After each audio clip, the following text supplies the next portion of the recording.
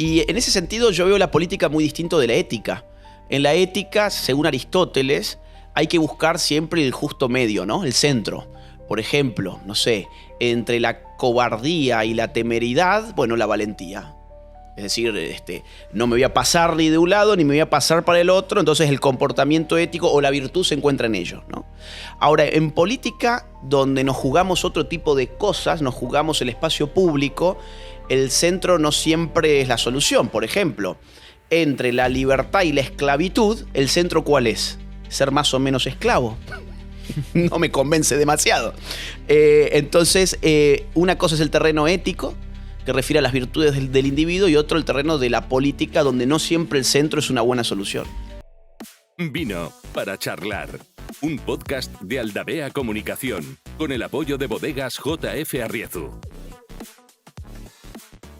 Hoy en Vino para charlar compartimos charla y compartimos mesa con una persona de las más influyentes actualmente en la vida política a nivel internacional. Amigo de Javier Milei, azote del kirchnerismo, viene desde Argentina, está acabando su tesis doctoral aquí en la Universidad de Navarra. Y es un privilegio, es un lujo y es un regalo el poder charlar con él y concluir esta serie de capítulos del podcast de esta primera temporada. La semana que viene tendremos el último, que tenemos una sorpresa para vosotros, pero ha sido un lujo el poder contar con Agustín Laje. Agustín, bienvenido. Muchas gracias. No, es un gusto para mí que me hayan invitado. Hago pocas cosas acá en Pamplona, así que esta es una de las poquitas. Así que muchas gracias por tenerme en cuenta. Por eso es un lujo, porque sabemos que nos estás regalando tu tiempo y es una excepción que vengas con nosotros porque, bueno, para los que no le conozcan, Agustín tiene actualmente como 6 millones de seguidores si sumamos las diferentes plataformas. Tiene un canal de YouTube que apenas tiene 2,5 millones de seguidores, 2,5 millones de suscriptores. Ahí quedan casi nuestros 2.000, Fermín. Todavía nos queda un recorrido. Estamos a puntito de la remontada. Vamos para allá. Y luego tiene pues 1,5 millones en Instagram, 1.200.000 en TikTok. O sea, es un verdadero crack en comunicación y en comunicación política y en estrategia. Yo creo que la primera pregunta, que es muy... Yo creo que es una de las dudas. ¿Sigue existiendo la libertad de expresión en un mundo en el que nos están gobernando el algoritmo y nos está gobernando la presión política, la presión económica, la presión mundial? Mira, creo que se ha recuperado en algún grado la libertad de expresión en los últimos 2 años aproximadamente, 2-3 años. En concreto hay un punto de inflexión en las redes sociales cuando Elon Musk compra Twitter y lo transforma en lo que hoy conocemos como X, porque destraba una serie de dispositivos que existían pero que no conocíamos, que van a salir a la luz después con los archivos Twitter, en el marco de los cuales había censura política e ideológica enmascarada en lo que se conoce como shadow ban.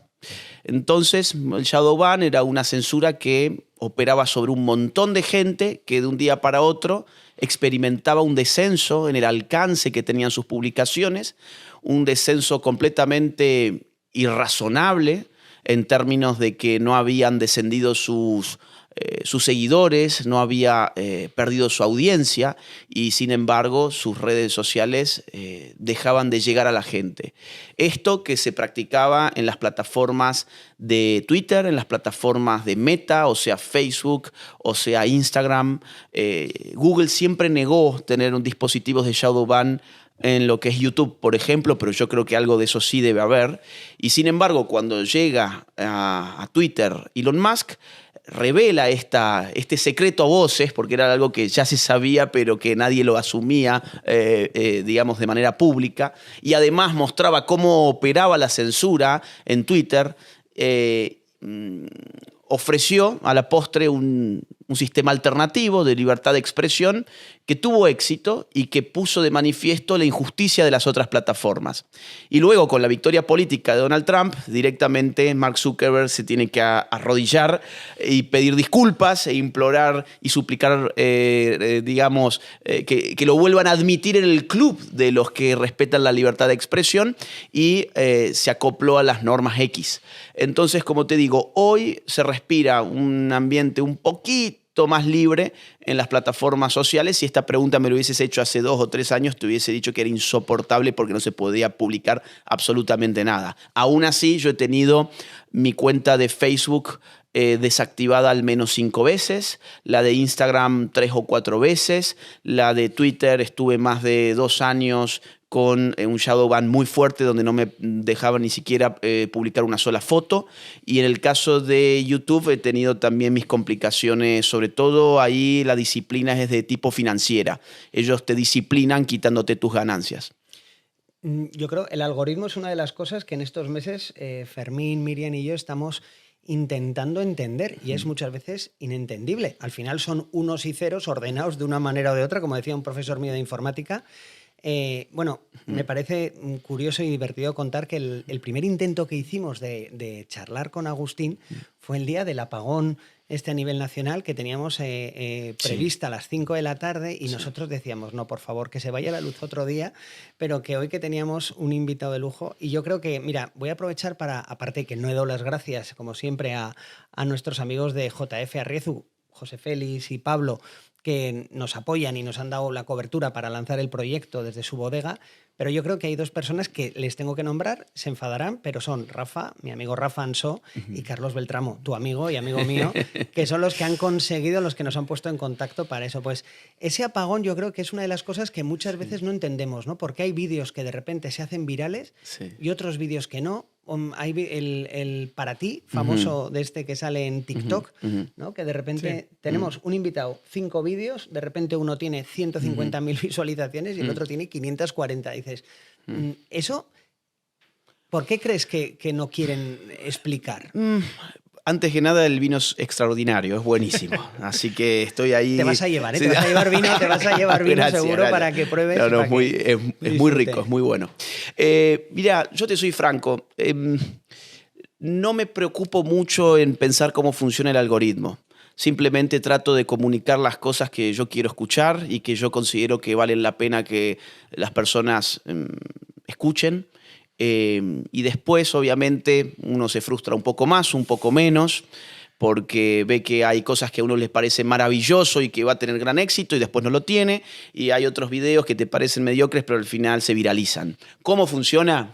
No tengo ni la más mínima idea. Lo que sí te puedo decir, algunos patrones, es, por ejemplo, que el tema del momento tiene mucha más acogida por parte del algoritmo que los temas atemporales. Es decir, si ahora estamos grabando esto en el momento en que ha habido un ataque de Israel hacia Irán, con propósitos de disuasión nuclear. Bueno, si ahora nos pusiéramos a hacer una transmisión en vivo sobre ese tema, tendríamos un algoritmo que seguramente nos empuja.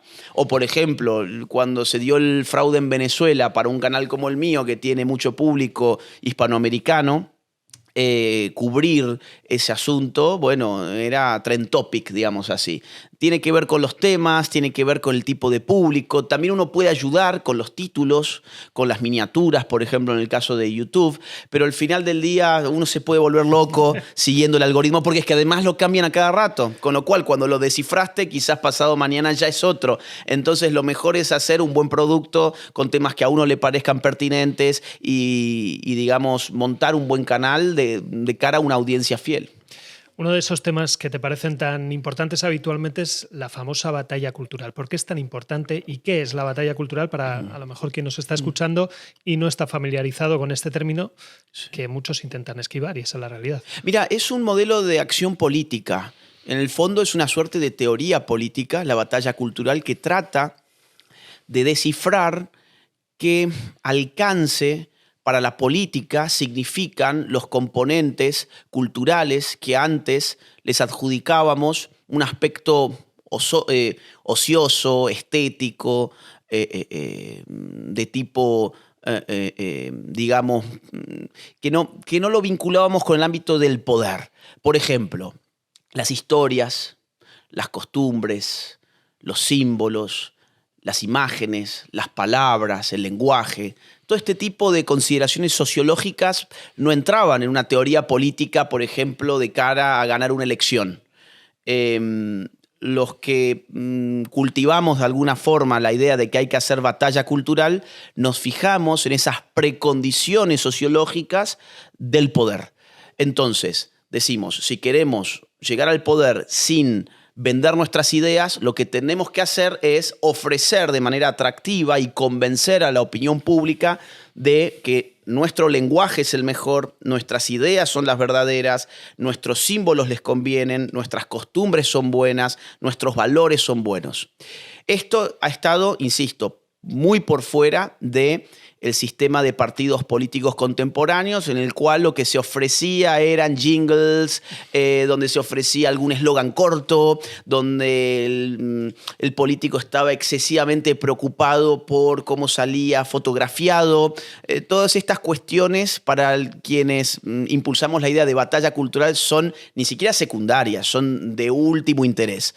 No nos importa cómo se peina la persona, sus gestos, sus ademanes, nos importa lo que comunica, lo que transmite. Entonces, ese paradigma fue un poco el que estuvo en el núcleo de la victoria de Javier Milei en Argentina. Un grupo relativamente reducido de personas, llevamos muchos años haciendo batalla cultural en Argentina, o sea, publicando libros, dando conferencias, dando debates en la radio, en la televisión, en los diarios, dando cursos, seminarios, metiéndonos de lleno en la opinión pública, no para seguir a la opinión pública, sino para contrariarla.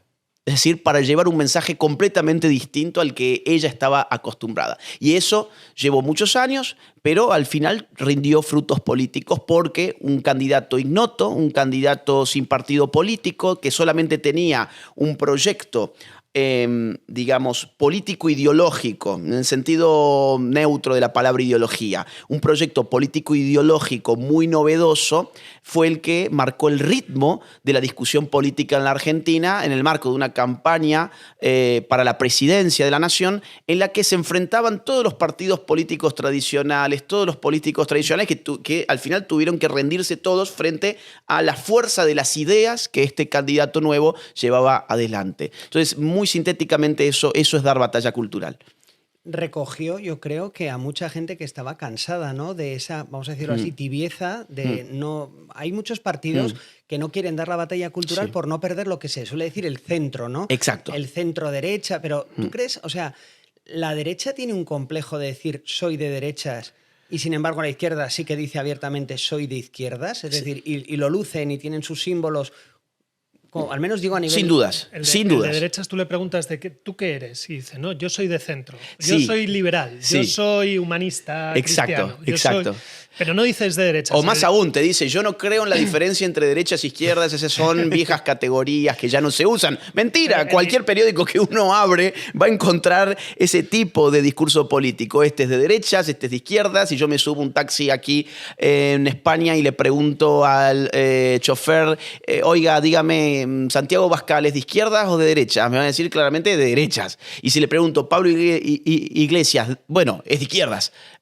O sea, son categorías muy básicas del conocimiento político primario que la gente tiene y que las usa. Entonces, hacemos muy mal en buscar un lenguaje más sofisticado para aquello que el hombre común habla. Y el hombre común sigue hablando de izquierdas, derechas, desde 1789 hasta la fecha. Entonces, dicho esto, sí es cierto que las personas de derechas tienen un complejo. ¿Pero por qué? Bueno, porque no han dado batalla cultural y no han defendido su apellido de familia. Derecha es un apellido que tiene muchos miembros de familia. Por ejemplo, libertarios, por ejemplo, conservadores, por ejemplo, soberanistas, por ejemplo, tradicionalistas, son distintas líneas. Izquierda es otro apellido de familia que tiene otras corrientes internas. Socialdemócratas, marxistas-leninistas, por ejemplo, el Partido Socialista, o sea, tienen distintas ramificaciones. Las izquierdas más progresistas, el wokismo es una expresión de izquierdas. Entonces, todos están bajo una categoría que les engloba. Pero ellos, a diferencia de la derecha, lograron defender su apellido de familia, lograron ponerlo en alto, equiparándolo a significantes políticos bondadosos. Por ejemplo, igualdad, justicia social, solidaridad, compasión, minorías, oprimidos, ¿no? Ese tipo de categorías están digamos, muy solapadas con la de izquierda. En cambio, en la derecha nos han adjudicado otras tantas. Por ejemplo, machismo, sexismo, homofobia, neoliberalismo, explotadores, opresores, capitalismo, desigualdad. Entonces, claro, la derecha, en vez de mostrar por qué esas imágenes, esas figuras, esos conceptos políticos no le pertenecen, prefirió el camino corto, que era decir, no, yo no soy de derecha. Es cierto, todo eso que estás diciendo es la derecha, pero yo no soy de derechas. En lugar de decir, yo soy de derechas, pero todo eso que estás diciendo no representa a la derecha. Y esto es algo que se ha pagado caro. Que se ha pagado caro porque al final te quitan una identidad política que podría tener una fuerza que hoy, o por lo menos hoy se está revirtiendo, pero hasta hace poco no la tenía. Ser derecha era ser un marginado, ser un tipo peligroso, ser un antisocial. Así se habla de extrema derecha y en ningún caso se habla en el debate político de extrema izquierda, o la extrema izquierda no es mala. Y el gobierno puede pactar con la extrema izquierda y no pasa nada. Pero ojo como otros pacten con la extrema derecha. Mira, es muy gracioso porque en el abanico ideológico hay dos términos que hoy faltan.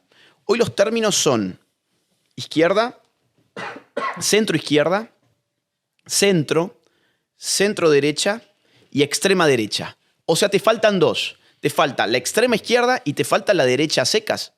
Por ejemplo, acá dicen Vox es de extrema derecha. Yo no lo creo. Vox es de derecha. La extrema derecha, si nos atenemos, por ejemplo, a un filósofo político italiano que trabajó mucho este tema, llamado Norberto Bobbio, lo que califica de extremo es sustraerse del sistema democrático. Y Vox está incorporado al sistema democrático, no sustraído. Si Vox dijera no creemos en la democracia y tenemos que hacer un golpe de Estado, bueno, ahí ya sí lo podemos calificar de extrema derecha. El extremismo tiene que ver con el uso de la violencia en política. ¿Por qué, por ejemplo, vamos a decir, por qué, por ejemplo, en Venezuela opera un régimen de extrema izquierda? Porque es dictatorial, es profundamente violento. ¿Por qué Podemos aquí es de extrema izquierda? Porque ha usado la violencia públicamente. La ha utilizado en manifestaciones, la ha utilizado contra ciudadanos. En el caso de Vox no le podemos encontrar un solo empleo de la violencia en el terreno político. Entonces, hay dos términos faltantes, derecha por un lado y extrema izquierda por otro, y tiene obviamente esto, refleja el dominio del lenguaje político por parte de la izquierda.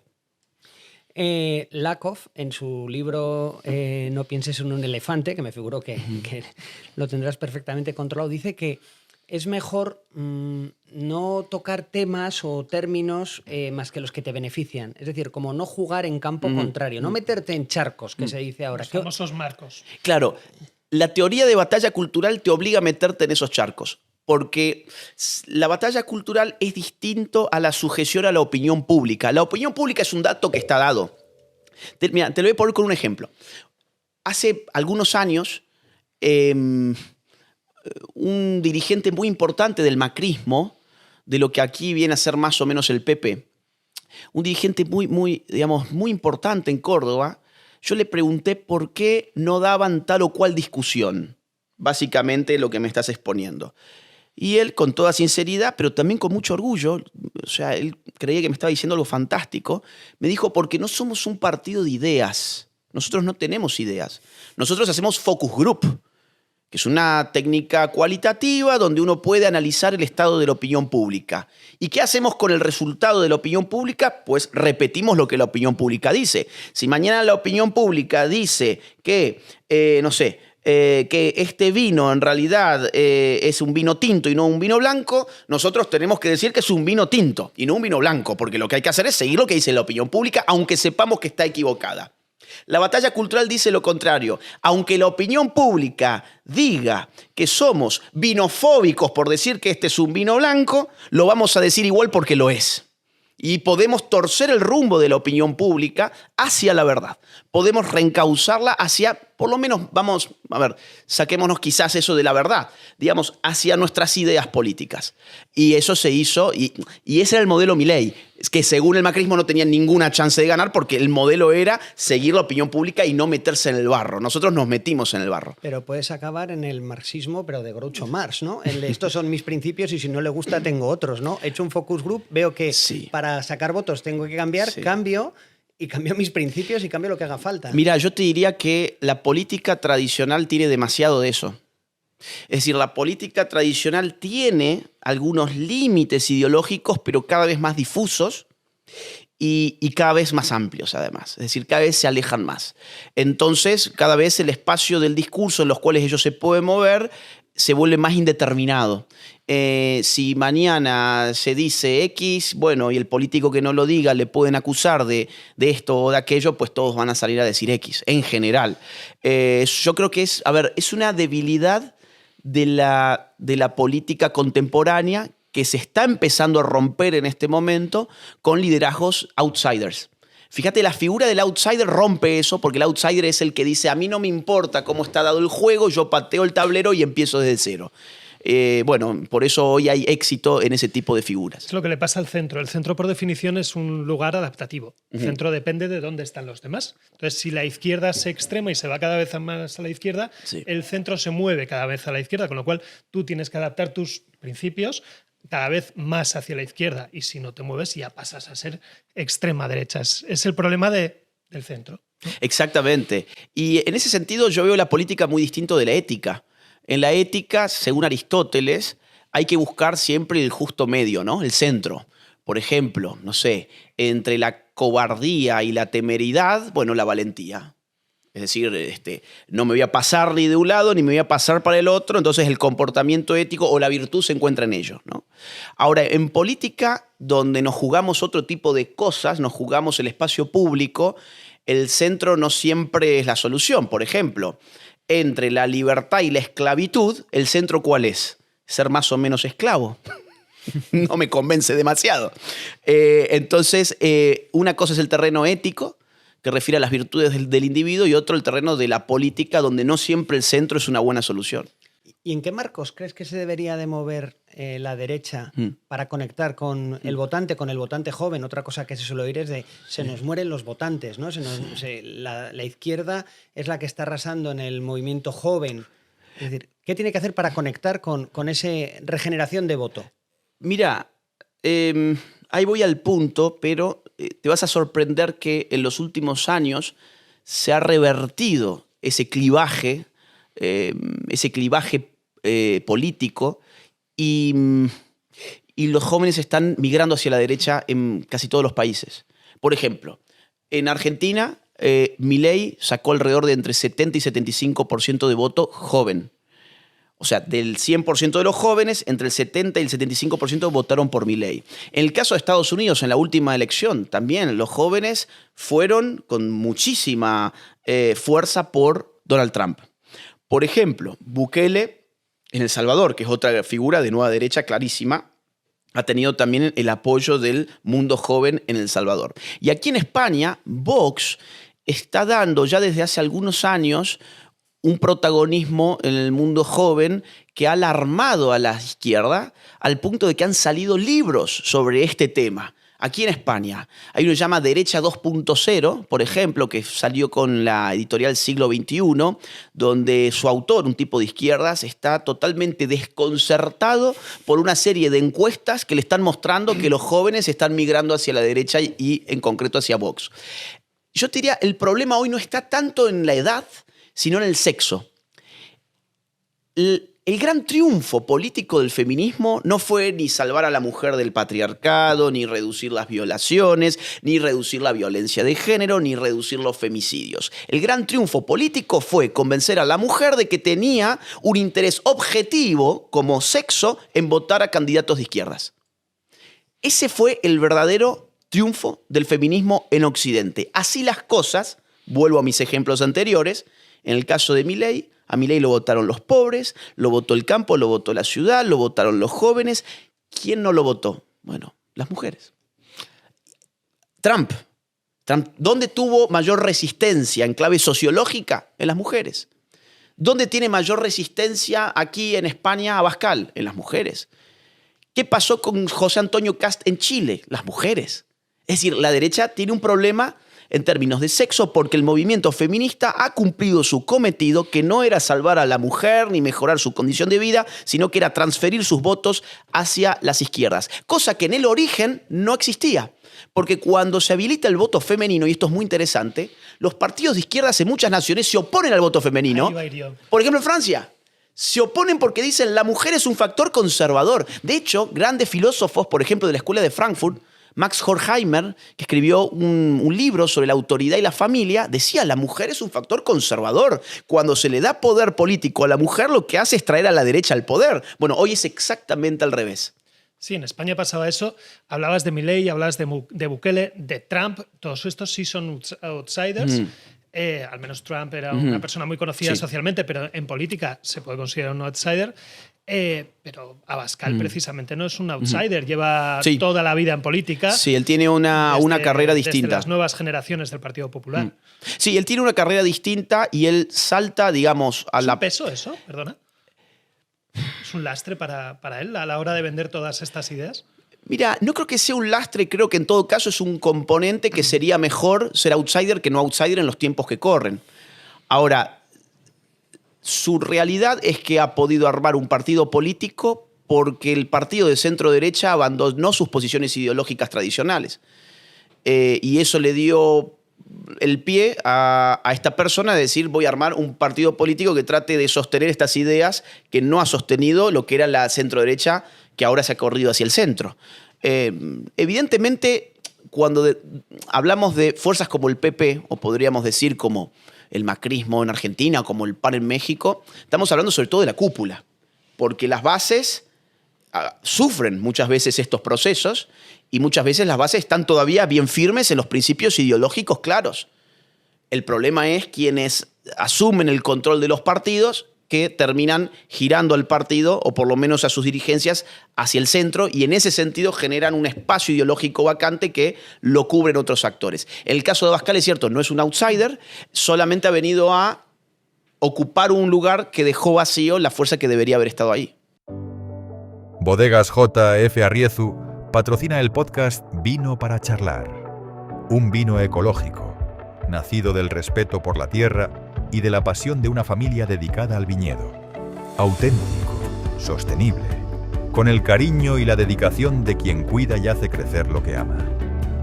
Disfrútalo en casa con un 10% de descuento con el cupón Vino para Charlar en jfarriezu.com. Volvemos un pelín al tema del feminismo. Es decir, el feminismo contemporáneo ha derivado en una forma de ingeniería social.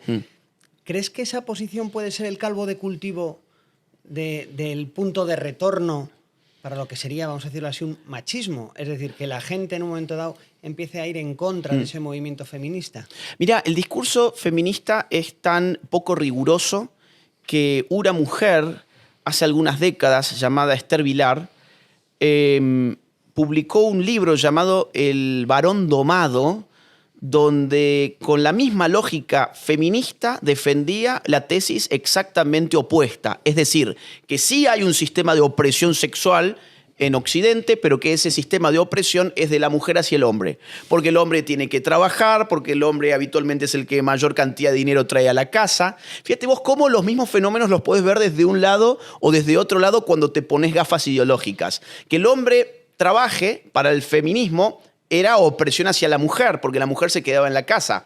Pero para otra mujer llamada Esther Vilar, que el hombre trabaje en realidad es una sujeción casi esclavista a que ese hombre no puede realizar su proyecto de vida, porque la realidad es que, una cosa es el 2% o el 3% de seres humanos que trabajan plenamente realizados, cumpliendo sus sueños. Ese será... Como es mi caso al trabajar con Alfredo.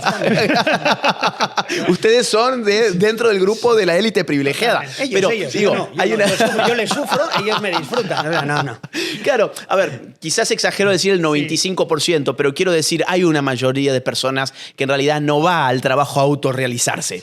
Va al trabajo a cumplir porque tiene que comer a la noche y tiene que pagar la vivienda y tiene que pagar sus remedios, ¿de acuerdo? Entonces, claro, Vilar, con esta lógica, decía, vamos, en realidad quien está explotando es la mujer hacia el hombre, porque la mujer se queda haciendo un trabajo mucho más tranquilo en la casa y el hombre tiene que salir afuera a una fábrica, a exponerse físicamente, en su salud, etc. ¿Qué te digo con esto? ¿Quién tiene razón, Vilar o las feministas? Ninguna. Ese es el punto. Tanto una versión machista, pero de verdad, no como microagresiones machistas o abrirle la puerta a una mujer, que eso es una paparruchada que se inventó el feminismo. Yo digo, un machismo como doctrina política, así como el feminismo es una doctrina política también, pues sería tan absurdo una cosa como la otra. Ahora, ¿puede desembocar el feminismo actual en lo contrario? Yo no creo. No creo porque no hay ideólogos, no hay militantes de eso. Todos los que se han opuesto al feminismo, o prácticamente todos los que nos hemos opuesto al feminismo, no lo hemos hecho desde esa óptica, no lo hemos hecho desde la óptica de nosotros somos los oprimidos. E insisto, datos habría para dar. Por ejemplo, en promedio en nuestros países los hombres tienen una esperanza de vida 6 años menor que la mujer, por ejemplo. El 80% de las muertes laborales son de hombres. El 80 y pico % de las enfermedades laborales las padecen los hombres. O sea, yo podría juntar un par de datos como lo que estoy diciendo. El 90% de los seres humanos en calle, los homeless, son hombres. Yo podría juntar un montón de estas cosas y decirte, mirá, en realidad esto es un sistema de dominación, pero no porque sería absurdo, estaría recortando la realidad como ellos lo hacen. De todas maneras, creo que el feminismo está a la baja hoy. Ya ha pasado su momento, ya ha tenido su clímax y hoy empieza a dar un poquito de vergüenza ajena, incluso aquellas que hasta hace poco se colocaban toda la indumentaria, los pañuelitos, iban a las marchas y demás. Por lo menos en el mundo americano, aquí en España está por verse, pero en el mundo americano el feminismo hoy casi que a uno le da un poco de vergüenza decirse feminista siendo mujer, porque además se ha destapado mucha corrupción. Se ha visto que han utilizado el feminismo para hacer caja política, para inflar el gasto público, que además todas estas manifestaciones que te prometían que si les dejábamos destruir la ciudad íbamos a salvar a las mujeres, pues no se salvó ninguna mujer por destruir la ciudad.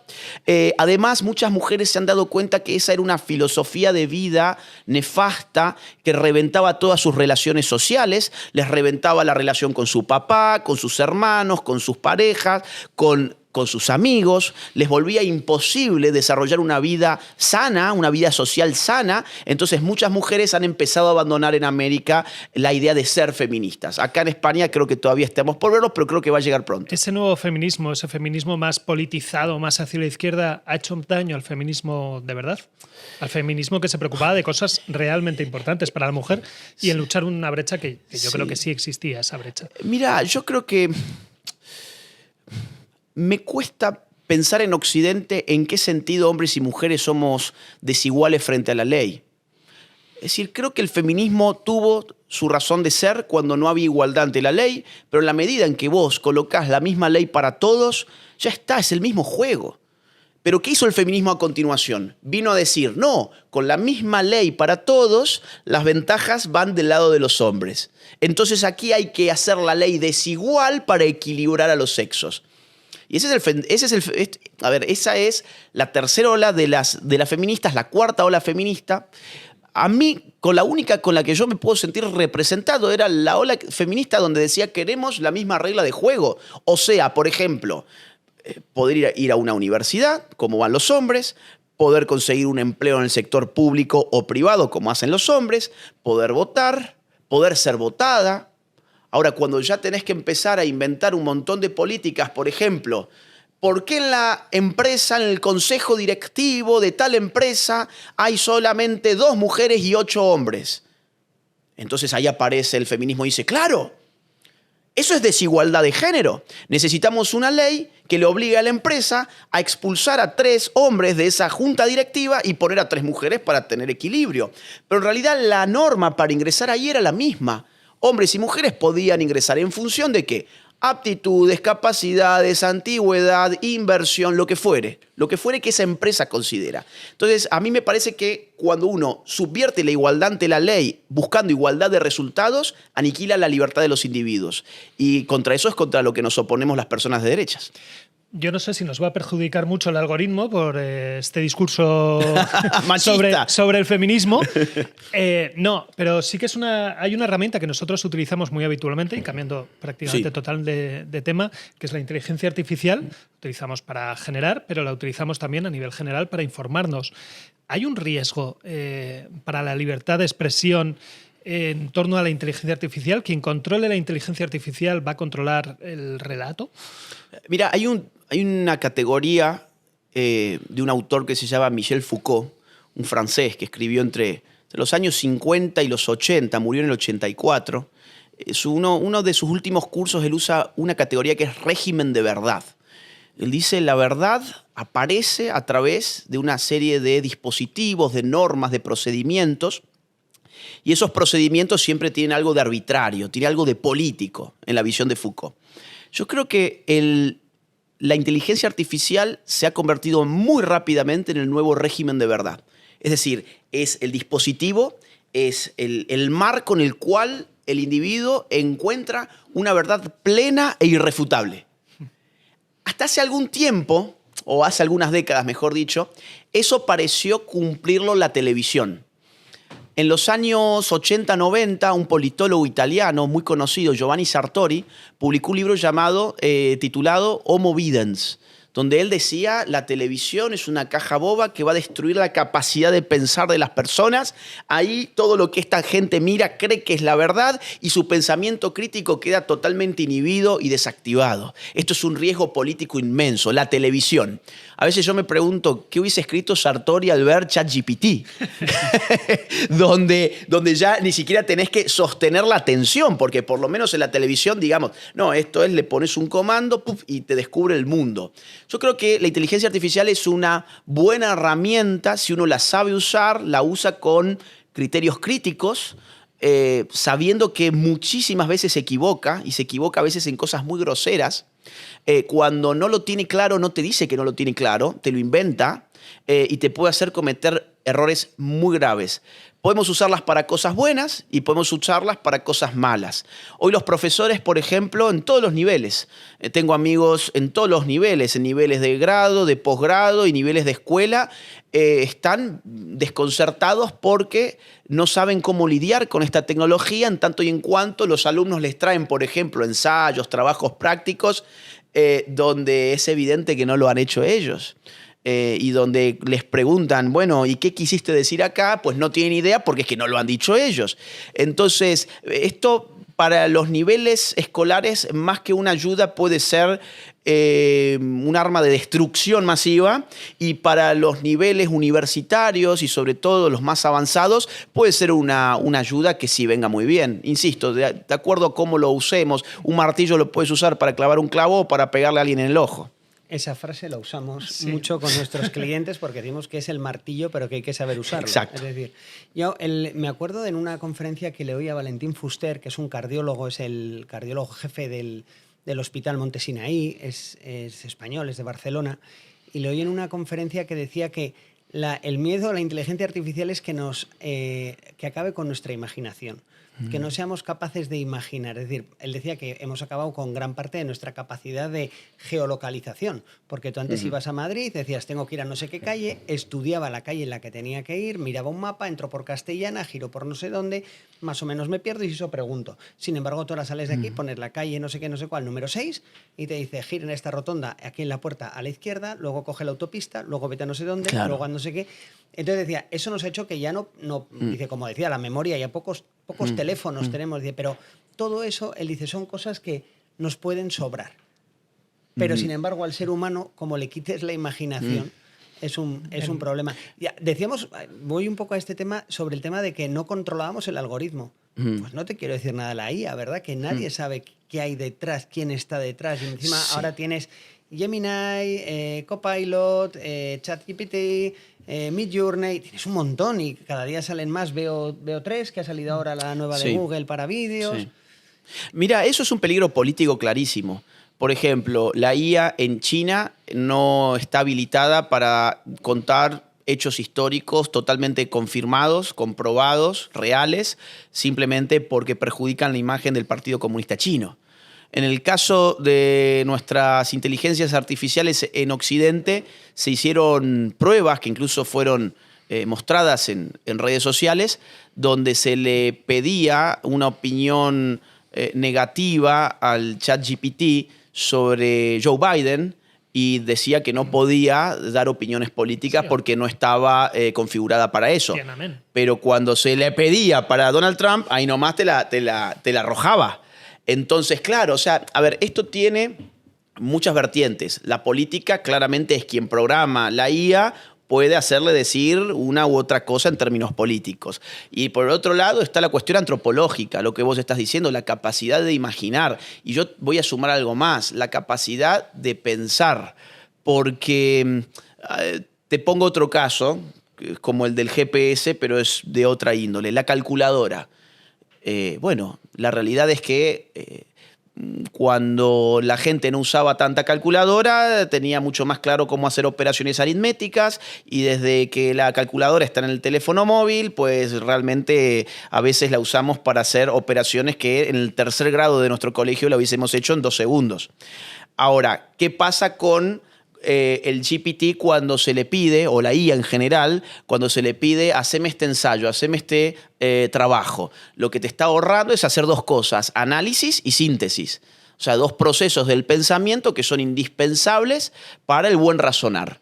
No puedo analizar, o sea, no sé descomponer las cosas para mirarla en sus partes, y no puedo recomponerlas en un proceso de síntesis intelectual, porque eso es lo que hace el GPT, descompone y compone. Entonces, imaginar, pensar y quizás también querer. Porque ya se está implementando la inteligencia artificial para tener amigos de mentira, parejas de mentira, gente muy sola, puede sostener una conversación ilusoria con una máquina, y la máquina le responde exactamente lo que esa persona está buscando escuchar. No hay una alteridad. Es decir, para poder amar tiene que haber un otro.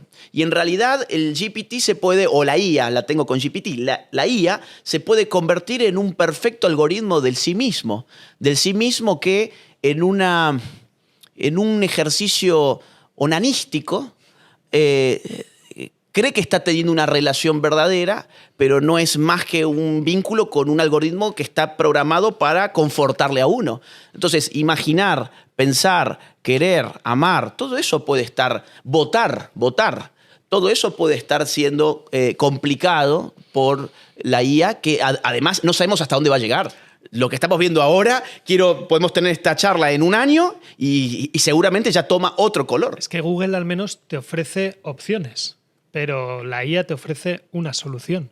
Exacto. Y Santiago Álvarez de Mon, en otro episodio de este podcast, nos decía una frase que yo la voy a picar en piedra, que decía que él lleva muy mal la inteligencia artificial con la estupidez humana. Y me parece una definición fabulosa. Quizás, saltando, si te parece, Alfredo, de... Perdón, Sí. te sumo un punto más que es Vas a buscar político. espacio en la piedra. No, es que me quedé pensando, y hay otro punto más político, y es combinar Big Data con IA. O sea, si vos entrenas a la IA para que identifique el perfil político de cada votante, podés muy rápidamente tener una base de datos donde tenés categorizados a los votantes de acuerdo a las variables que vos consideres pertinentes. ¿Y qué haces después con esa base de datos? Muy simple, algo que se llama microtargeting. O sea, cada mensaje va direccionado para cada persona según lo que yo ya sé que ese tipo de persona está buscando. A vos te puedo decir que soy hincha del Real Madrid y a vos te digo que soy del Barcelona. Y vos no te vas a dar cuenta de lo que yo le dije a él y vos a él, porque te va a llegar por separado. Es decir, la política del siglo XXI es muy distinta a la política de masas, en la que el líder tenía que encontrar un discurso capaz de entusiasmar a una masa muy compleja al mismo tiempo. porque esa masa me estaba escuchando a mí al mismo tiempo exactamente lo mismo que yo estaba diciendo. Hoy la tecnología te permite decirle a cada persona algo distinto. Pero Agustín, o sea, eso es el Jurásico, eso eran tiempos de coherencia y de cosas así. Ahora en estos tiempos de cambios de opinión y demás, Sí. Eso no importa nada, aunque no se enterase el uno de lo que le dices al otro. Si da lo mismo que digas hoy una cosa y mañana al día otra. siguiente otra, Sí, sí. Da exactamente igual. Y luego da más miedo Cambridge Analytica. Que Claro. Lo que hizo fue al revés. No te decía, tú eres del Real Madrid, yo soy del Real Madrid, tú eres del Barcelona, yo soy del Barcelona. Le dice, como gobierne no sé quién, Sí. es que no sé quién va a ir a por los del Real Madrid. Claro. Entonces, mueves el voto, no, vótame a mí, Sí. que soy de tu equipo, sino es no le votes a él porque Sí. él va a ir en contra tuya. Y eso da más miedo porque es manipulación Sí. a gran escala, te quiere decir, y parece que funcionó en algunos sectores de Estados Unidos en ese primer... Y mira, y más aún, ya en el año 2012 hay un paper de Facebook publicado en la revista Nature, una de las revistas científicas más importantes del mundo, donde Facebook confiesa haber hecho un experimento sobre 56 millones de personas, cambiándoles el interfaz de la plataforma en tiempo de elecciones. Lo que hacían era, por ejemplo, eran distintos trucos y distintos movimientos, pero por ejemplo, uno de ellos era ponerle un botón que decía ya he votado y al lado del botón las fotos de los amigos de Facebook que habían tocado ese botón para incentivar el voto. Y cuando uno tocaba el botón, te salía un mensaje donde te indicaba en qué zona tenías para ir a dar tu voto más cerca de tu ubicación actual. Entonces, la conclusión de Facebook es que cambiando cosas como botones, imágenes, interfaces, había logrado generar un impacto significativo en la conducta político-electoral de 56 millones de seres humanos. Esto del año 2012. Es decir, esto se viene trabajando desde hace mucho tiempo. Yo tengo un amigo que trabaja en LinkedIn y él me decía que si quitamos la dopamina que nos da el dedo, el ir pasando...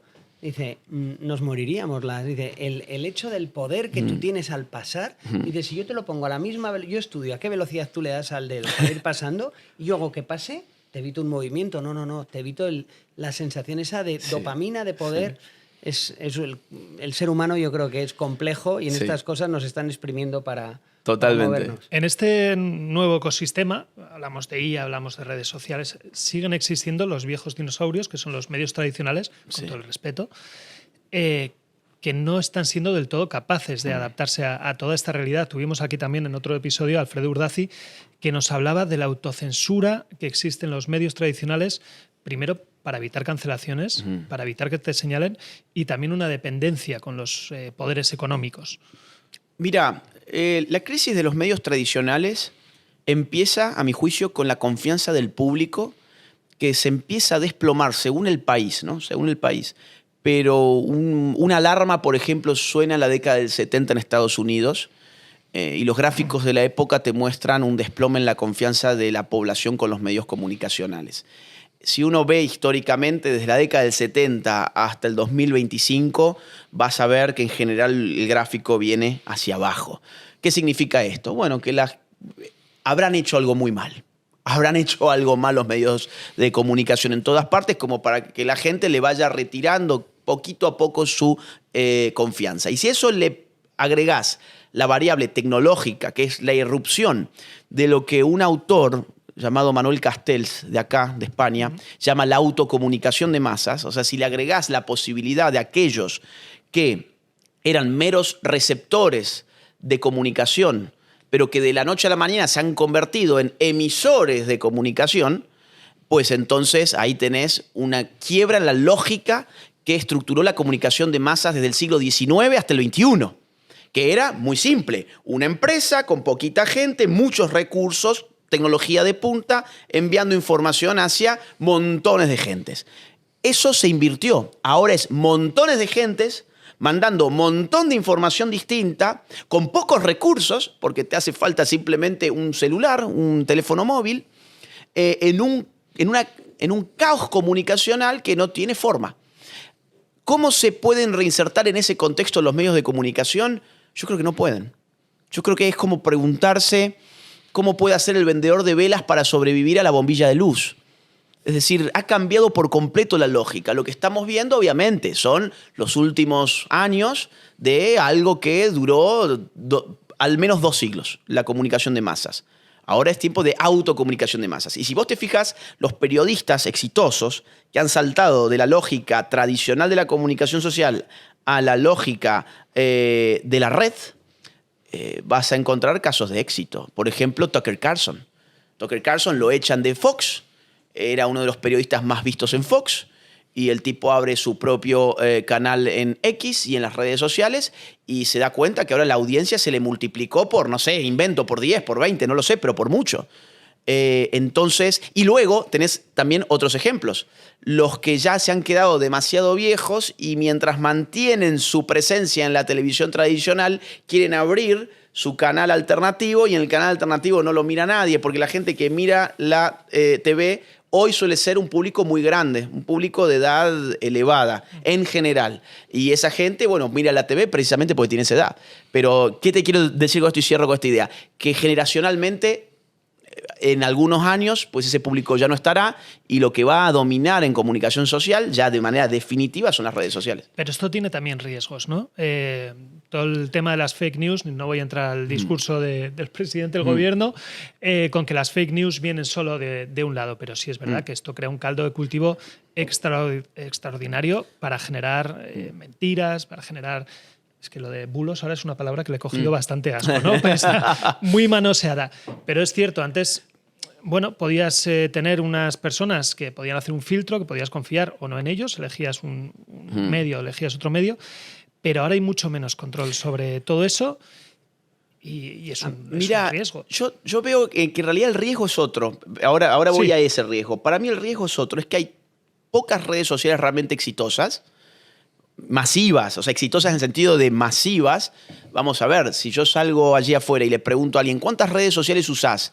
Y me va a decir, como mucho me va a decir YouTube, X, Instagram y Facebook. O sea, alguien que use mucha red social, mucha, me dice, y TikTok, eso es, 5, ahí está. Ahora, vos me dirás, no, pero hay muchas más, sí, está bien, pero no son masivas al nivel políticamente pertinente o significativo. Entonces, ¿cuál es para mí el riesgo? El riesgo es que es un oligopolio, hay poquitas empresas que dominan por completo el mercado, y si esas empresas se ponen de acuerdo para tomar un camino político electoral y dañar a el partido político que no les representa a los dueños de esas redes sociales, entonces ya tienen, digamos, ponen en riesgo el sistema democrático. Para mí ese es el riesgo, más de los dueños de la red social que del usuario de la red social. ¿Por qué no me preocupa a mí tanto lo del bulo y las fake news? Porque, la red social es cierto, es muy fácil mentir en la red social, pero es mucho más fácil todavía ser desmentido en una red social. Es decir, es cierto, es muy fácil arrojar fake news y decir cualquier cosa. Yo ahora mismo puedo decir, por ejemplo, no sé, hubo un atentado contra el señor Sánchez y está muerto, España se ha quedado acéfala, ya no hay primer ministro. ¿Cuánto te pensás que va a pasar sin que alguien diga esto es totalmente mentira? Y no alguien, muchos. En una cuenta importante, yo tengo más o menos 1 millón de seguidores. Es más, sería interesante hacer el experimento en vivo. Yo pongo, ha muerto el señor Sánchez, urgente, no sé qué. Orwell. Claro. Vamos, quiero decir, no, con la guerra, pero no Orwell, con la Guerra de los Mundos se hizo hace prácticamente 100 años, tiempos de la radio. Claro, es muy buen ejemplo. En ese momento, que fue en la década del 30, si mal no recuerdo, un programa de radio lee un pasaje de una novela de la Guerra de los Mundos sin decir que estaban leyendo una novela. La gente piensa que hay una invasión extraterrestre y se armó un caos fenomenal. Las rutas colapsadas, la gente desesperada por huir de la ciudad porque llegaban los platillos voladores. Ahora, si vos hubieses tenido red social, alguien te hubiese dicho que eso no era cierto. ¿Te das cuenta? O sea, sí, podés mentir, como podés mentir en los medios tradicionales, pero hay una diferencia. En la red social te desmienten en un segundo. Si yo ahora mando un bulo de que Sánchez acaba de ser asesinado en un atentado terrorista, vamos a suponer, no va a pasar ni 2 minutos sin que se me llene mi línea de tiempo diciendo, gente, esto es mentira, es fake news, es fake news, es fake news. Entonces, ¿qué hay que hacer para mí con las redes sociales? Libertad, se autorregula. Te pongo otro ejemplo. Mirá, un ejemplo real. Hace poquito hubo elecciones en la ciudad de Buenos Aires Y unos usuarios, en tono de broma, hicieron con inteligencia artificial, muy bien logrado, un video de Mauricio Macri bajando a su candidata para legisladora, diciendo vamos a bajar a la candidata porque no queremos que gane el kirchnerismo. Entonces hemos tenido con la voz de Macri, la imagen de Macri. O sea, era algo verosímil.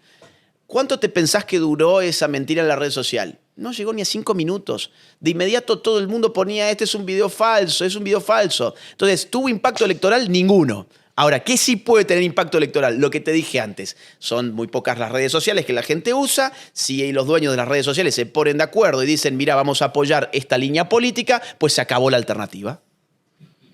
Sí. Para influir, ¿es posible influir sin polarizar ahora mismo? Vamos a decirlo, manteniendo el tono, sin hacer ruido, sin salirse, o hay que romper y coger la motosierra, como te dijo Javier, y darle ahí a la mesa. Mira, yo creo que hay que romper, te soy sincero. Creo que ya el tiempo de los acuerdos, los consensos, somos todos amigos y todos tiramos para el mismo lado. Creo que eso ya se agotó. Es decir, se intentó, pero hubo una parte de la sociedad que no se comportó bien. Hubo un espacio político que cada vez que tuvo el poder aceleró su agenda al máximo, y hubo otra parte del espacio político que cada vez que tuvo el poder no se animó a desandar lo que la otra parte había acelerado.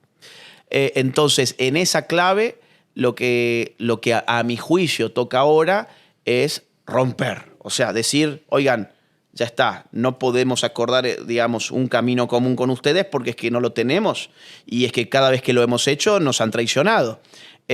Rompernos no significa romper la democracia, voy a aclarar, no significa romper las normas básicas de convivencia, significa asumir que hay un sector de la población que piensa muy distinto del otro sector de la población y que si gana las elecciones pues tiene que revertir muchas cosas que el otro sector ha hecho. Así como el otro sector, cada vez que ha llegado al poder, ha acelerado sus agendas. Te cuento, por ejemplo, una cosa para ejemplificarlo, para bajarlo a tierra, y algo de mi país, es decir, algo que conozco bien de cerca. Cuando el macrismo le ganó al kirchnerismo, en el año 2015, no deshizo absolutamente nada de todo lo que había avanzado el kirchnerismo en términos de coerción a las libertades individuales, por ejemplo. No desandó absolutamente nada porque no es que había que ser comprensivos, había que ser políticamente correctos. Pues bien, en el 2019 ganaron los kirchneristas, volvieron y siguieron avanzando con su agenda. Entonces, llega Milei al poder. ¿Y por qué la motosierra? Y porque ya hace falta. Si venís durante 2 décadas exactamente con el mismo rumbo y encima cuando ganan aquellos que se supone que son opositores al kirchnerismo hacen lo mismo que el kirchnerismo, pues ahora tenés que pasar la motosierra. Y este es un momento de polarización en todo Occidente. No es algo solamente de Argentina. El momento se está viviendo muy claramente en Estados Unidos, se está viviendo en Europa, por ejemplo. Miren lo que pasó en Alemania con las últimas elecciones, en Rumanía, en Holanda, en Bélgica. Aquí en España se nota cada vez más también. Así que es una condición para mí estructural de la política occidental en el año 2025. Yo creo que, pero el activismo tiene un coste personal. Sí. ¿Qué le dirías tú a ese joven que piensa como tú, pero que no se atreve a levantar la voz por miedo a esa exclusión social, a ese coste personal? Mira, tiene un coste y depende de cada quien y de su sensibilidad particular qué significa ese coste. Hay gente, por ejemplo, que, bueno, es muy sensible a lo que tiene que ver con los choques dialécticos, no choques violentos, choques dialécticos. Hay gente que tiene pavor a perder una relación social. Hay gente que tiene mucho miedo de recibir un disciplinamiento en el colegio o en la universidad. Es decir, los costes son variables. Hay gente que tiene miedo de perder su trabajo, de ser sancionado en la universidad, por ejemplo. Los costes son variables. Lo que yo le diría al joven en particular es que cuando uno realmente le dedica un tiempo razonable a formarse para defender las ideas que uno tiene, el miedo se pierde. Porque en realidad el miedo es a no defender bien las ideas. Si tu miedo es simplemente a perder un amigo, bueno, es que ese amigo entonces no es tan amigo como vos creías. Porque si lo vas a perder porque te escuche decir algo que él no piensa, pues entonces mejor perder esa amistad cuanto antes y ganar otras nuevas. Además, si hay algo que he experimentado en este mundo, es que te llenas de amigos. Pues claro, porque te vas conectando con un montón de sectores, con un montón de grupos, de gente, de ambientes, de agrupaciones, y de un día para otro te ves lleno de amigos. Entonces, yo diría, si el problema es perder un amigo, olvídate que te vas a llenar de amigos. Si el problema es, bueno, tengo un poco de inseguridad, ponete a estudiar. Y si el problema es, me van a reventar en la universidad con las notas porque me van a hacer pagar caro esto, ahí te diría prudencia. Es decir, a tu docente el repetirle lo que él quiere que le diga. Si él quiere escuchar que el comunismo es la mejor ideología y el mejor sistema político que existe en la humanidad, decíselo, no importa. Decíselo, total no le vas a cambiar vos a él su forma de pensar, pero él sí te puede cambiar la nota. Entonces, prudencia, estrategia dentro de las universidades. En los ámbitos laborales, pues no te pelees con tu jefe, no pierdas tu trabajo, que lo necesitas. Ahora, en el ámbito personal, en donde uno es verdaderamente libre, a formarse, a hablar y a ser amigos. Bien, alumnos de Monedero, tenedlo en cuenta. Vamos encarando el final o la parte final de este podcast. Vamos a hablar un poquito de actualidad. Hablabas de Milei, hablabas antes de Bukele. Me gustaría saber qué radiografía haces de la actualidad de Latinoamérica con esos nuevos liderazgos surgidos, pero a la vez resurgir en otros países de esas viejas ideas de izquierdas, la vuelta de Lula en Brasil, Sheinbaum en México, Petro en Colombia. ¿Cómo ves toda esta actualidad? Perú, que yo me toca más cerca, pero es una montaña rusa constante. Mirá, me voy a retrotraer 10 años atrás, 2015, para entender cómo llegamos a esto. En 2015 hubo una contraofensiva contra lo que se conoce como el Foro de Sao Paulo, el socialismo del siglo XXI en América. Y parecía, por fin, que esta gente iba perdiendo el poder. En el 2015 ganaba Macri, en el 2016 ganaba Donald Trump en los Estados Unidos, en el 18 ganaba Piñera en Chile, en el 18 ganaba Iván Duque en Colombia, en el 18 ganaba Bolsonaro en Brasil, y así podemos seguir, ¿no? Lenín Moreno había traicionado a Rafael Correa en Ecuador en el 17. Entonces, a partir del 2015 hay una etapa de auge de la centro-derecha tradicional en América. Salvo con dos excepciones, Donald Trump y Bolsonaro, que son de derecha, no de centro-derecha, son de derecha clara. Entonces, ¿qué pasa?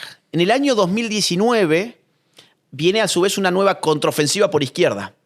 Vienen los motines indigenistas en Ecuador, que casi que voltean al gobierno, los motines y las huelgas en Chile, que abren una nueva constitución, una asamblea constituyente.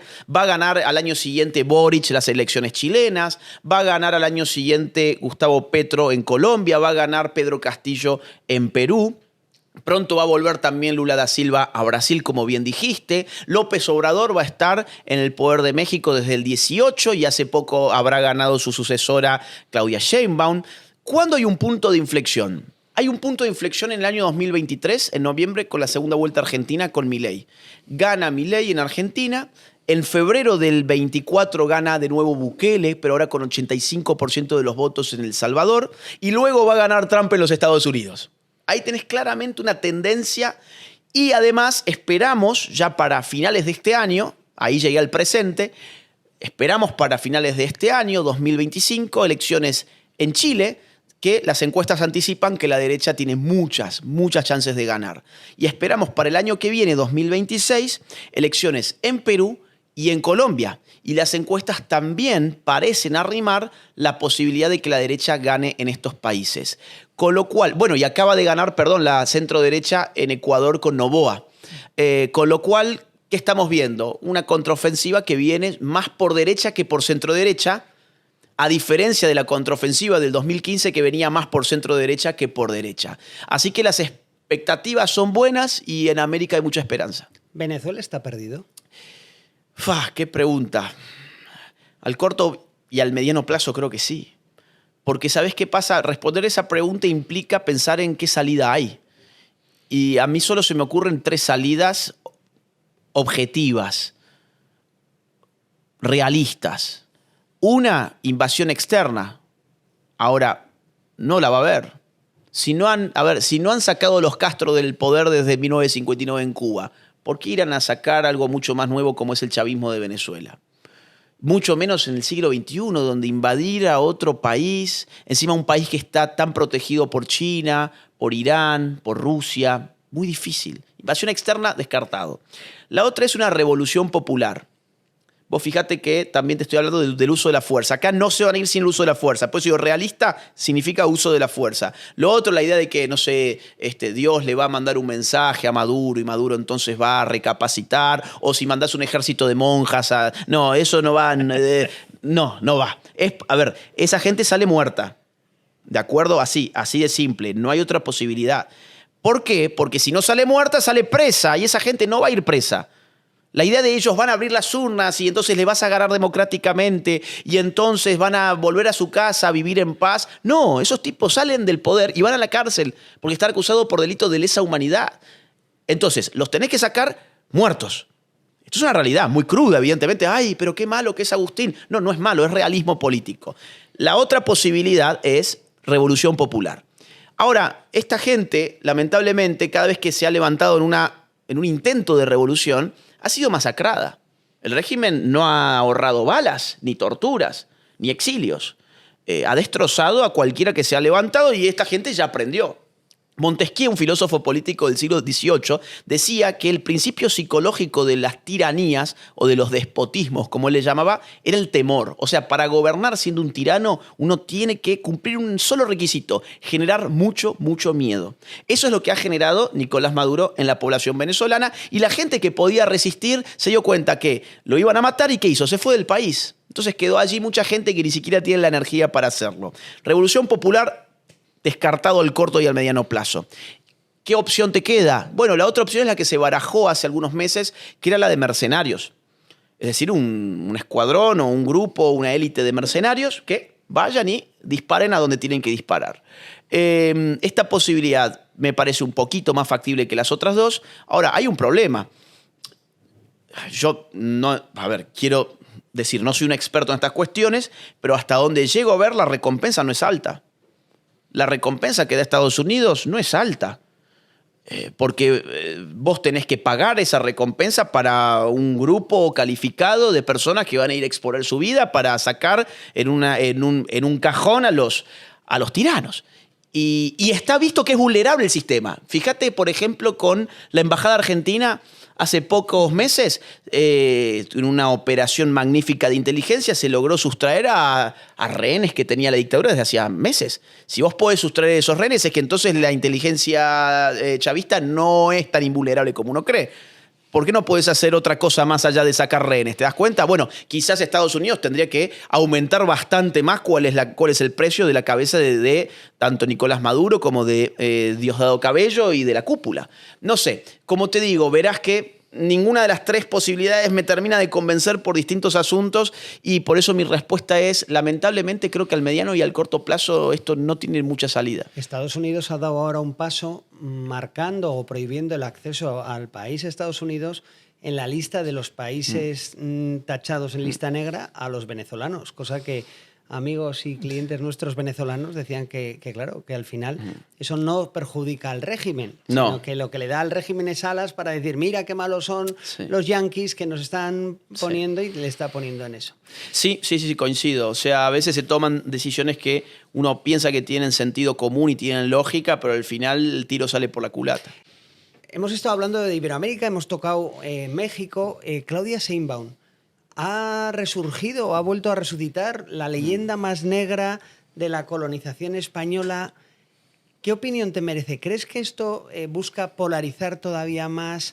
¿Es populismo barato? Sí. ¿Qué es? Es populismo barato. Es populismo de izquierdas. Es decir, el populismo funciona construyendo un enemigo del pueblo y ese enemigo... hay 2 populismos. Hay un populismo de izquierdas y un populismo de derechas. ¿Cómo se identifica cada uno? Simple. Para el populismo de derechas, el enemigo está en el sector público, es la casta política. Para el populismo de izquierdas, el enemigo está en el sector privado. Son los empresarios, los explotadores, los imperialistas. Y ahora, en clave étnica, le han agregado un componente que, bueno, es el origen hispano. En un país con raíces indígenas muy fuertes y hegemónicas.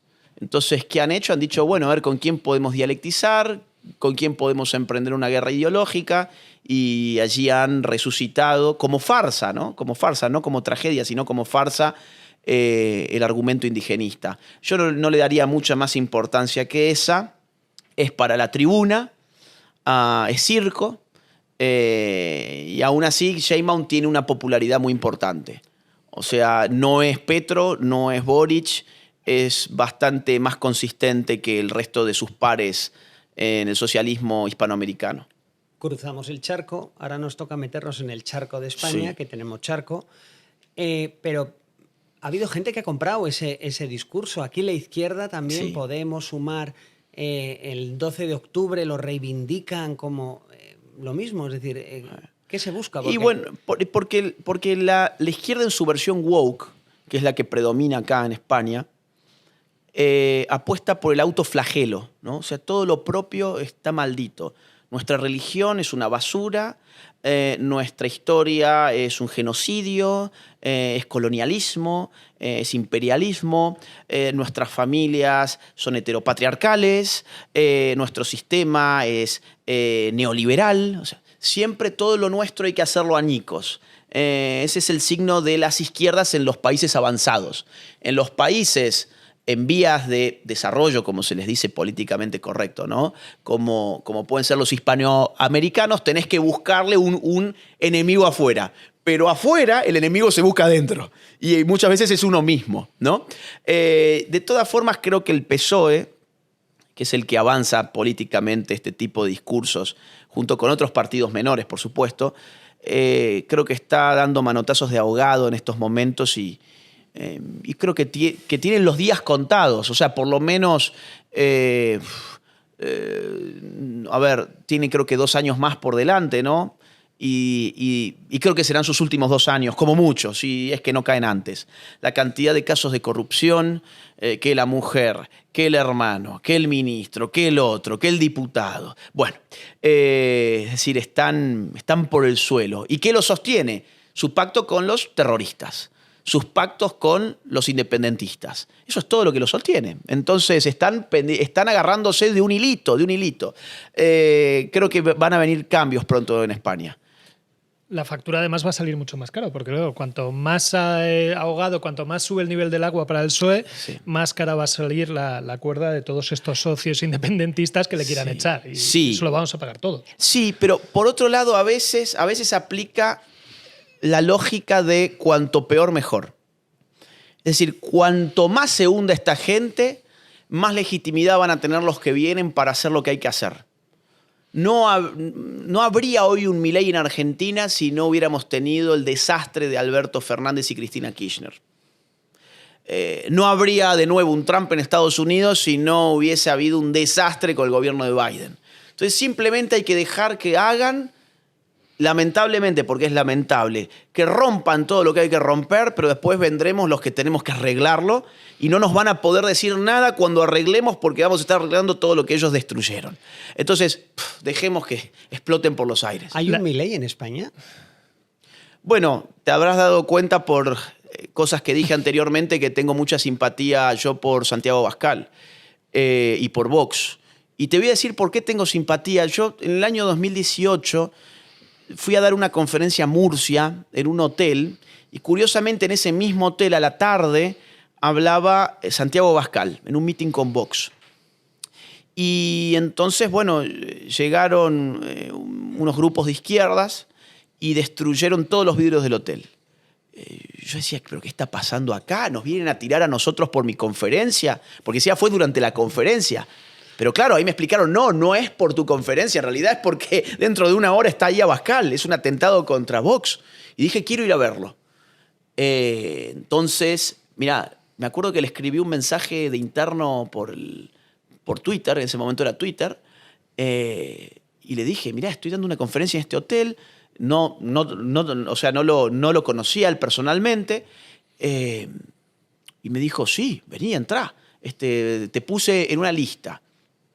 Entonces fui, 1 hora más tarde, me hicieron pasar, me dieron un buen asiento, y fue un discurso donde digo, ojalá tuviésemos algo así en Argentina. Porque hablaba sin pelos en la lengua de temas que en Argentina, año 2018. Imagínate, estamos en la etapa final del macrismo, todo buenismo, todos acobardados, todos políticamente correctos. Decía, ¿cómo esto no existe allá? Bueno, entonces vos hoy me decís, ¿hay alguien acá en España que se parezca a lo que tiene en Argentina con Milei? Y bueno, yo encuentro que en este caso es Santiago Abascal. Por lo menos en términos económicos, él opera con una lógica liberal-libertaria, o sea, no es un liberal-libertario, pero opera con una lógica de reducir gasto público, reducir burocracia, bajar impuestos.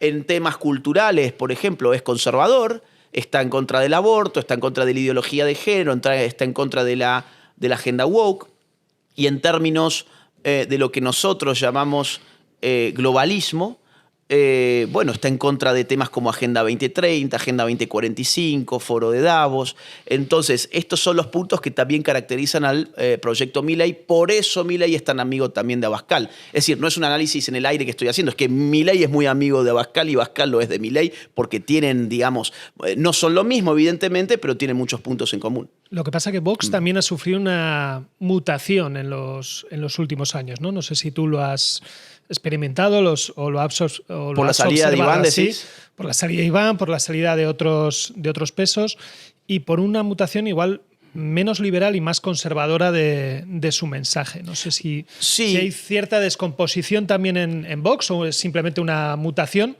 Mira, desde fuera. Yo al menos así lo advierto. Sí, me parecen cualquier cosa casi menos liberales.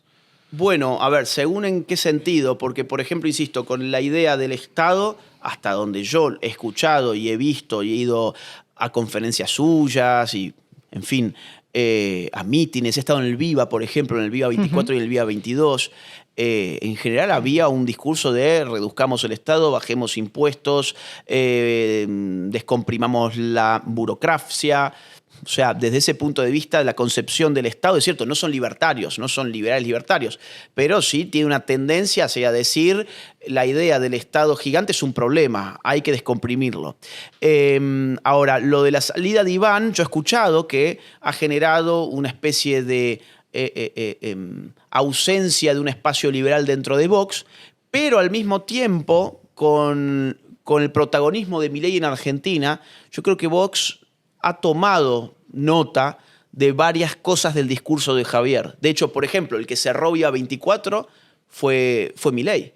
O sea, la estrella en el sentido de a quien le das para que cierre un evento, se supone que es el más importante del evento, fue Javier Milei, que dio un discurso totalmente libertario. Lo que pasa es que Vox es un partido complejo, hasta donde yo llego a entender, porque tiene líneas más soberanistas, que nosotros le llamaríamos allí nacionalistas. Yo entiendo que acá nacionalismo es otra cosa, o sea, tiene que ver más con grupos independentistas y demás.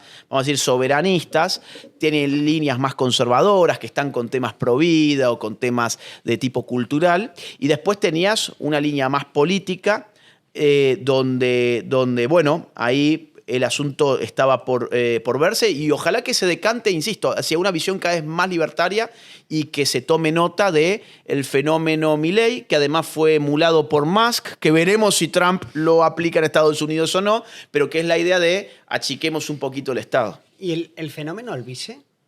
Mira, te soy franco, no lo he seguido muy de cerca, porque además tengo entendido que él tiene un cargo en el Europarlamento, en el Parlamento Europeo. Entonces, la verdad, no he seguido mucho lo que ha hecho él por allí. En algún momento yo me suscribí a su Telegram, después le perdí un poco el ritmo. No sé si ha crecido, si ha decrecido. La verdad que no lo tengo mucho en el radar. Nuestros países, Argentina y España, han entrado a choque. Es decir, han entrado a choque con los ministros, con Javier sus gobiernos. Milei, eso es, los gobiernos. Sí. ¿Cómo ves esta lucha o estas idas y venidas? ¿Cómo lo ves? Quien ganó esa pulseada por escándalo fue Milei. Con el bandido local. Y claro, con el bandido local. Y te voy a decir por qué. La primera vez que viene Milei ya como presidente fue en el Viva 24 que contábamos recién. En aquella ocasión habló sobre el delincuente de la Moncloa que tenía que controlar a su esposa, que era otra delincuente, o algo más o menos así dijo, ¿no? Él estaba respondiendo a Óscar Puente, ¿no? Que habló de lo que tomaba o dejaba de tomar Milei y no sé qué. Mira, en realidad fue un discurso, sí, esto fue algo de Óscar Puente, que dijo que era drogadicto. Sí, algo así. Sí, cosa que es absolutamente falsa porque incluso Milei es abstemio, para que te des una idea. O sea, Milei no le podrías haber puesto esta copa de vino acá al frente y te hubiese pedido agua. Hasta ese nivel llega, digamos, la cuestión de la salud para él.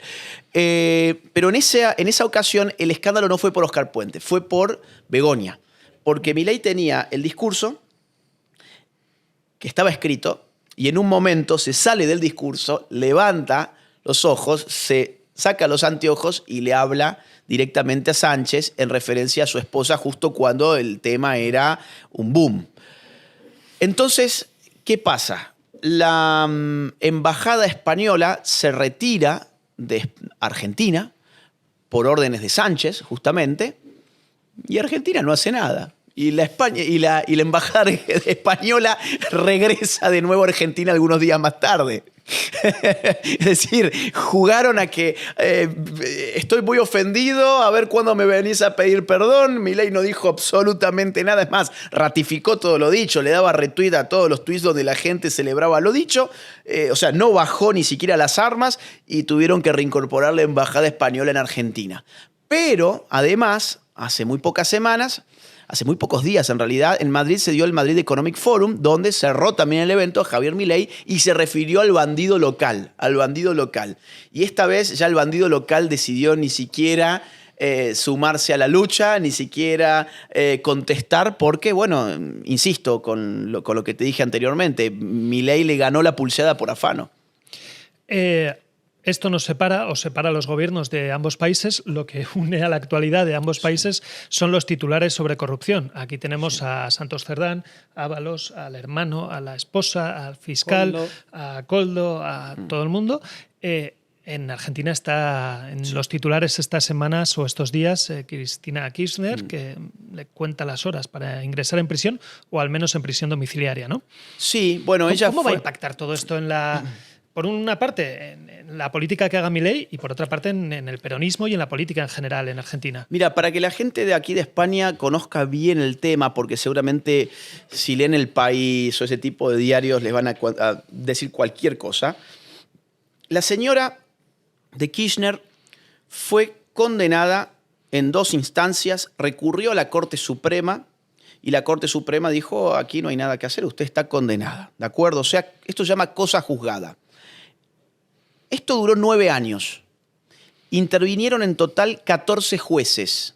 Gran parte de esos 14 jueces fueron puestos por ellos. ¿Qué te quiero decir? Acá no hubo persecución política. Su primera condena fue en el año 2022, cuando ella era vicepresidente. ¿De acuerdo? O sea, digo, para desmontar un poco el relato que sé que va a venir acá de esto es Milei que le está persiguiendo y para eso usa el sistema judicial y esto es totalmente injusto, no. ¿Qué se descubrió en el juicio? Se descubrió que Cristina Kirchner había puesto a un amigo de la familia Kirchner llamado Lázaro Báez, que era un cajero de banco, le habían puesto una empresa a su nombre llamada Austral Construcciones, a la cual le licitaron el 80% de la obra pública en la provincia de Santa Cruz, de donde son los Kirchner, dándole arriba de $1.000 millones. El señor Báez multiplicó su patrimonio en un 12.000% en esos años. Pasó de ser un simple cajero de banco a ser un multimillonario. Y además el señor Báez tenía otros negociados con la familia Kirchner, como por ejemplo hoteles. De Austral Construcciones se le daba dinero al matrimonio Kirchner para comprar hoteles. Todas estas pruebas, además sobre precios, además de las 51 obras que le dieron a Báez, hay muchas que nunca se terminaron y hay otras tantas que nunca ni siquiera se empezaron. Hubo una serie de irregularidades en las licitaciones, fue todo un escándalo, todo comprobado con pruebas, insisto. Pruebas que la defensa de la señora Kirchner nunca pudo desmentir. Entonces todo su relato hoy es político, es me quieren proscribir porque yo represento a los pobres y ese tipo de estupideces. Bien, esto fue la causa. La señora Kirchner tiene varias causas más abiertas. Tiene una que se llama Cuadernos, tiene otra que se llama Otesur, que es lavado de dinero a través de sus hoteles, tiene el del memorándum del pacto secreto con Irán, tiene muchas otras causas de corrupción. Ahora le han penado por 6 años y tiene que devolver 85.000 millones de pesos. ¿Qué significa esta suma? Te lo pongo muy simple. Significa 2.100 viviendas sociales, significa 15 hospitales, significa cerca de 40 escuelas. O sea, lo que nos robaron es lo que nos falta en Argentina. No es que simplemente nos roban y se llenan los bolsillos y a nadie le hacen daño. Le han robado a la gente que menos tiene. Por eso es que tiene que pagar esta señora. Pero esta señora ahora va a ir presa muy seguramente a su casa. Muy probablemente le den además la domiciliaria en pleno Buenos Aires, donde ella ha pedido además no usar tobillera eléctrica.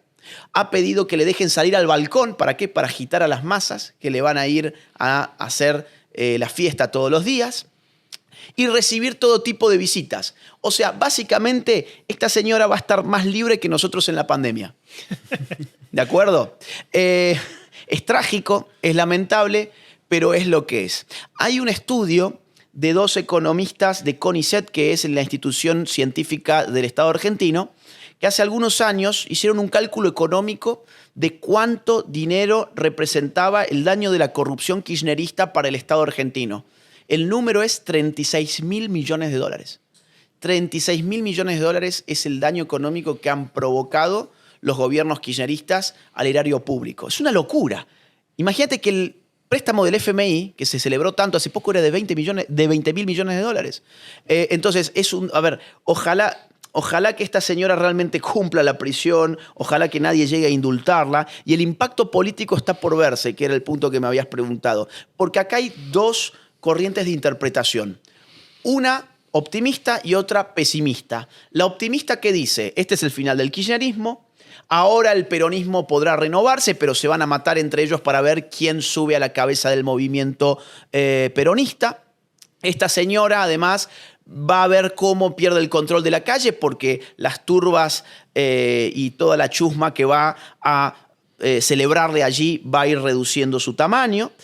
Además, si no ocurrió el primer día, que fue cuando se le condenó nuevamente, pues ¿por qué tendría que ocurrir en los días sucesivos? Esta es la opinión de los optimistas. Luego está la opinión de los pesimistas que dicen, cuidado, porque esto puede ser un motivo de unidad.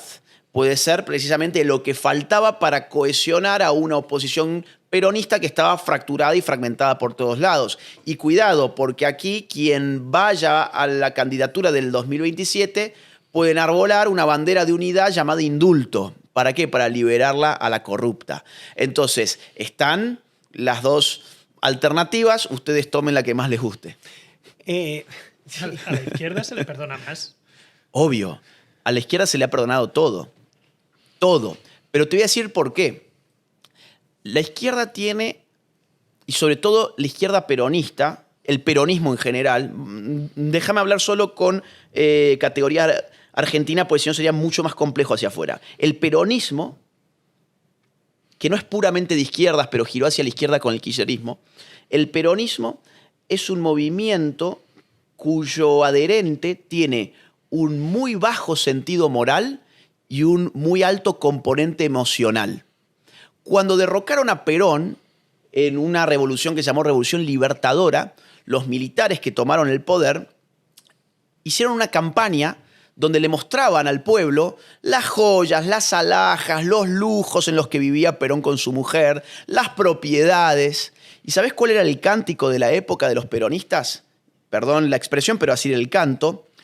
Puto o ladrón, queremos a Perón. ¿Qué significaba eso? No me importa que ese tipo haya sido un delincuente y que su mujer también. Lo quiero a él. Es una cuestión afectiva. No es moral ni es racional. Es meramente afectiva. El votante peronista en Argentina es un votante, insisto, con una carga moral moral casi inexistente y una carga emocional inmensa. No le importa que vos le muestres videos de esta señora arrojando, o de su gente arrojando bolsas o bolsos llenos de dólares a un convento de monjas, que ocurrió. No les importa que vos le muestres videos de su gente pesando bolsas de euros porque tienen más valor que los dólares, y los pesaban porque habían sacado el cálculo de cuánto sería el tamaño, el peso de un fajo de billetes, cuánto representa en números, ¿no? Y entonces, claro, es que tenían tantos que no los podían contar, los pesaban directamente. No les importaba nada de esto, no les importa que vos les digas cómo hizo el señor Lázaro Báez para incrementar 12.000% su patrimonio en tan poquitos años y hacerse dueño de una empresa de ese tamaño. No les importa. Ellos lo que quieren es que esta señora gobierne, y ese es el 30% del país.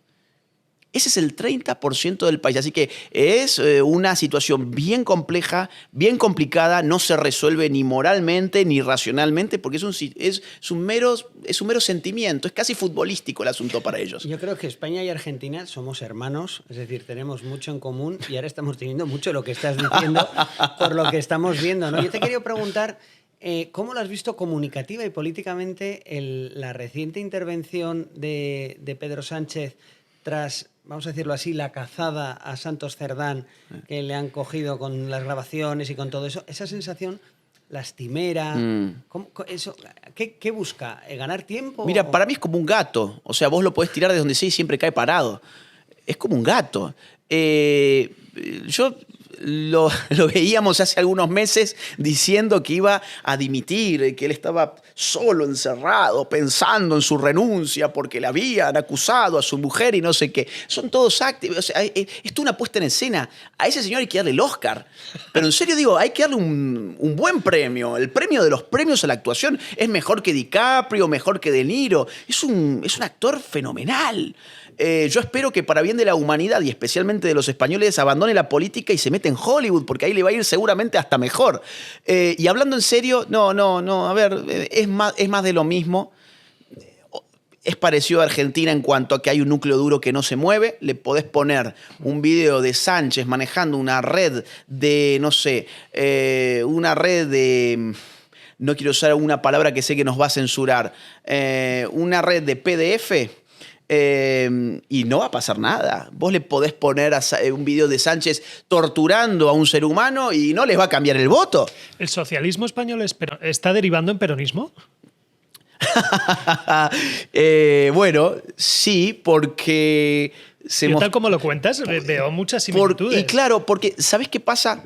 A ver, el peronismo es una fuerza política sin escrúpulos. No tiene ideología. ¿Qué une ideológicamente a Carlos Menem con Néstor Kirchner? Nada. ¿Qué une ideológicamente a Montoneros con la AAA? Nada. ¿Qué línea ideológica común tiene el primer Perón con el segundo Perón y con el último Perón? Nada. Tenés el Perón fascista, el Perón admirador de Fidel Castro, tenés el Perón que vos quieras a tu medida. ¿Qué es el peronismo? Es una fuerza política ideológicamente indeterminada que, sin embargo, es la vía más rápida para conseguir el poder político en Argentina. Bueno, acá el socialismo tenía una ideología muy clara, pero cuando tuvo que hacer política y ser maquiavélico, se alió con los independentistas, consiguió los votos donde tenía que considerar y ahí se mostró peronista. Y ahí se mostró que los escrúpulos no existían y que al final las ideas simplemente podían funcionar como un maquillaje. Igual le falta para alcanzar a los peronistas, le falta bastante. Muchísimas gracias, Agustín, por el rato que hemos compartido, por esta charla, por lo claro que hablas, es decir, lo claro que como te he dicho antes, que en el momento no evitas ningún charco. Aquí se dice mucho cuando uno va directo a cual sea el tema. Te voy a hacer una pregunta. Siempre acabamos todos los podcasts con una pregunta común. No te voy a preguntar, como hay un programa de la tele que pregunta cuánto dinero tienes en el banco, ni nada, no vamos a eso, sino que mi pregunta es, si tú te encuentras con el Agustín Laje, que en 2003 arrancó a sus primeros canales de YouTube, que empezaba a tener ese activismo digital, ¿qué le dirías? Tomándote un vino, te estás con un vino con él, y ¿qué le dirías? ¿Qué consejo le darías?